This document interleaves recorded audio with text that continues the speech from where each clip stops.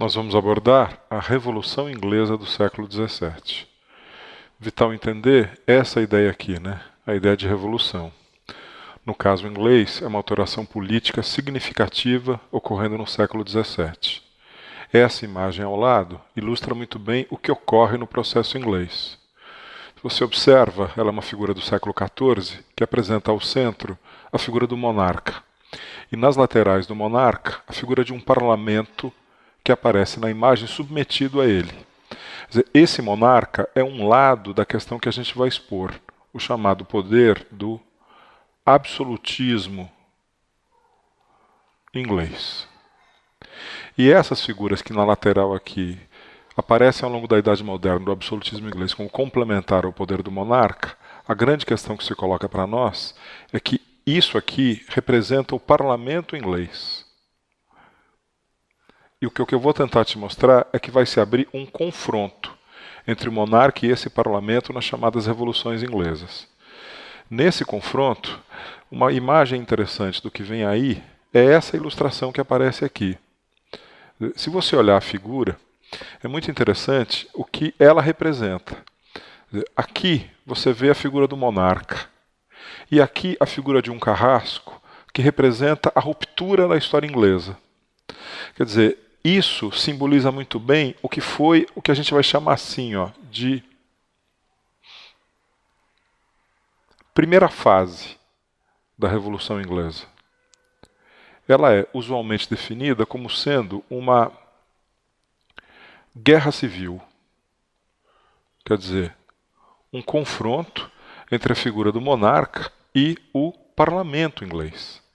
A radicalidade aqui exposta é a exposição dessa guerra civil.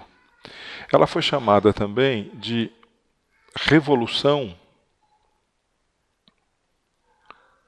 Puritana, porque à frente do movimento se colocaram os puritanos, os calvinistas ingleses, desejosos de um poder parlamentar forte e que suprimisse o poder absolutista que o monarca tinha. Em meio a essa radicalidade, o que ocorre na Revolução Puritana?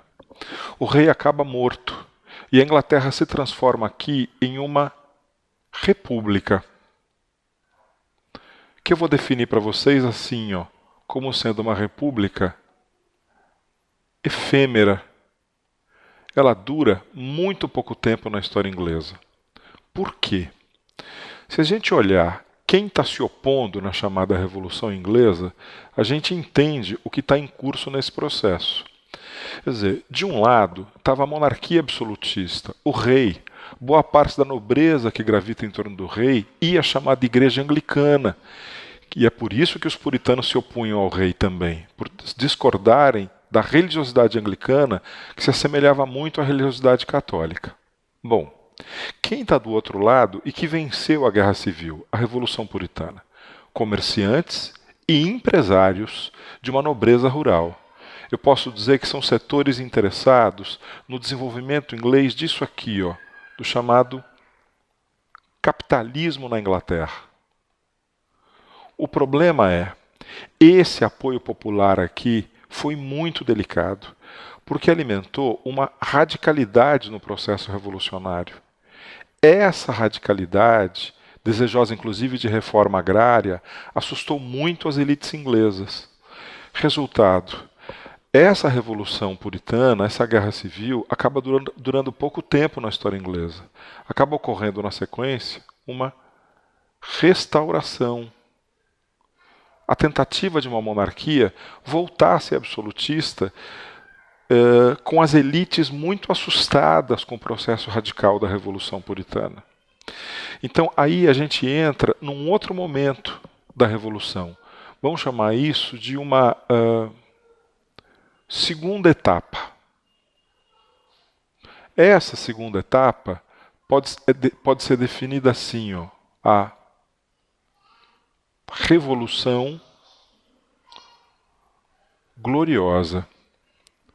Se eu chamei a anterior de uma guerra civil, essa pode ser definida como tendo sido um pacto de elites, em que as elites inglesas vão manter a monarquia, mas ela vai deixar de ser absolutista.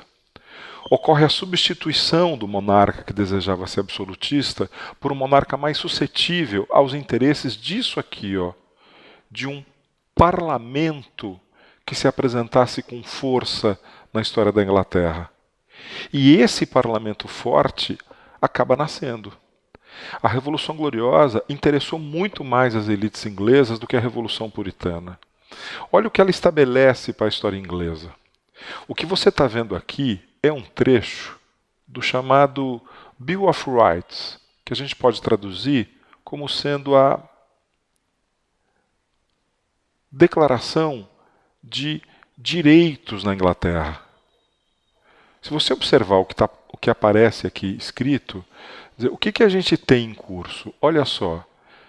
Entre os seus artigos dizia que é ilegal a faculdade que se atribui à autoridade real para suspender as leis ou seu cumprimento. O rei perdeu esse poder, que era vital no absolutismo. Mas olha esse, que é ilegal toda a cobrança de impostos para a coroa ser o concurso do parlamento, sob o pretexto de prerrogativa ou em época e modos diferentes dos designados por ele próprio. O parlamento agora se transformou no centro do poder finalmente, marca da história inglesa nos séculos seguintes. Quer dizer, o que aconteceu na trajetória da Inglaterra?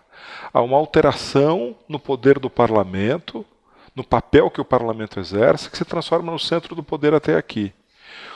O parlamento deixa de ser complementar ao poder do monarca, como naquela primeira imagem que a gente viu, e se transforma em limitador e fiscalizador.